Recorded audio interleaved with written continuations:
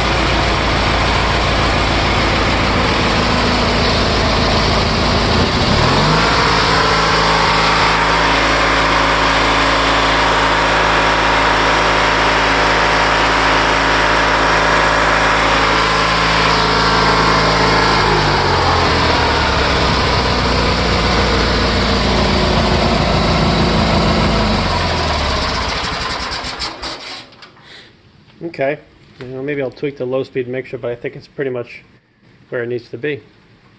All right, hopefully the fuel doesn't leak back into the carb and into the engine again. I guess we'll see. I really hope not.